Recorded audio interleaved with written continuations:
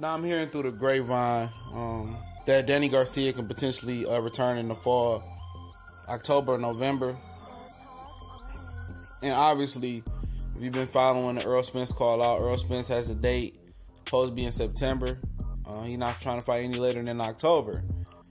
And, you know, Danny not fighting Errol Spence. This your boy CJ Goodfella back with the boxing clinic. Now, Danny Garcia is rumored, it's a rumor, to be looking at two opponents. One guy is another Puerto Rican, of descent, Luis Collazo. It'll be a good all-out Puerto Rican clash, I would guess. Potentially, I don't know where. Maybe they can go back down to Puerto Rico again. Even though he ain't have good luck last time. Herrera got in that ass, but he got a gift decision. And that spawned one of his nicknames from being Danny Garcia. Or Jessie Vargas, who's having promotional issues with Top Rank. Something about a contract they're trying to hash out. He ain't speaking on it in full content because I don't think he can. But he says he's trying to get what at least he's worth, in these discussions. So it seems like, he probably has one fight on his Top Rank deal left. That's what it seems like. I'm just, speculating.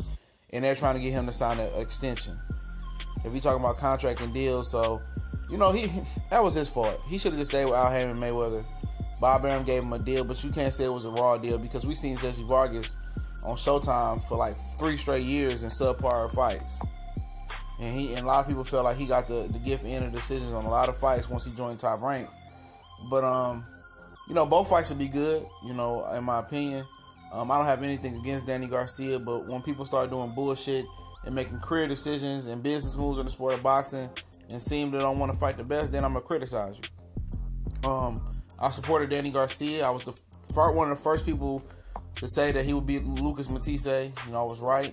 And after that, he ain't been hungry no more. The hunger is gone for Danny Garcia. He don't want to be the best. He got a taste of that business and that money. So he want everything he want to do is want to be on a business decision, on a business level. And these guys want to be like Mayweather, Pacquiao, and Cotto, and try to pick and choose their fights. But at the end of the day, his popularity doesn't suggest that he's on that level yet. His resume doesn't tell you that he's on that level yet.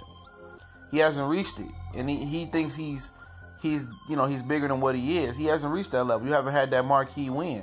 Even though the Matisse win was supposed to do a lot for your career, but it didn't move the bar like it was supposed to. So then again, you have to fight until you reach that level. When he was coming up, he was fighting any and everybody.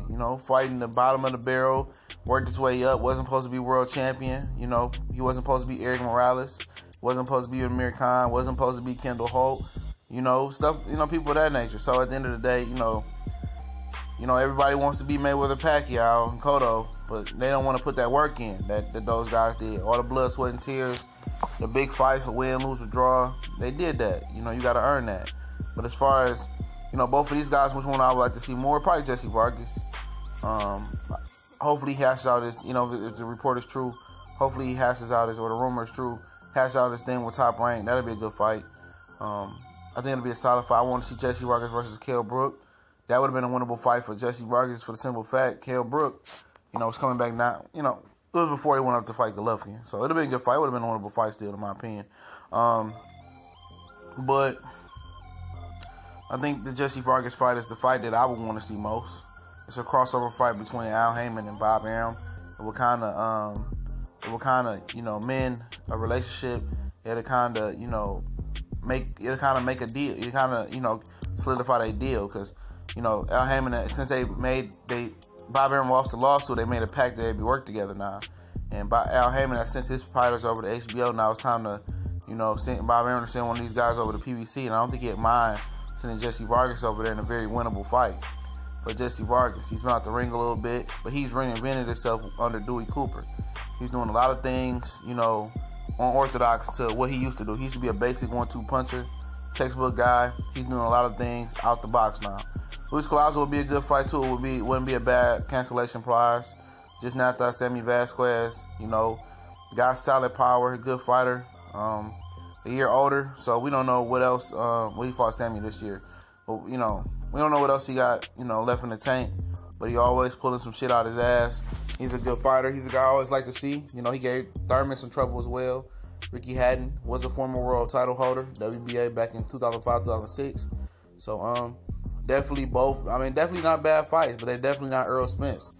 I think Danny Garcia should take the Errol Spence fight, but at the end of the day, we know he's not cut like that. He don't want to be the best. He just want to make the most money.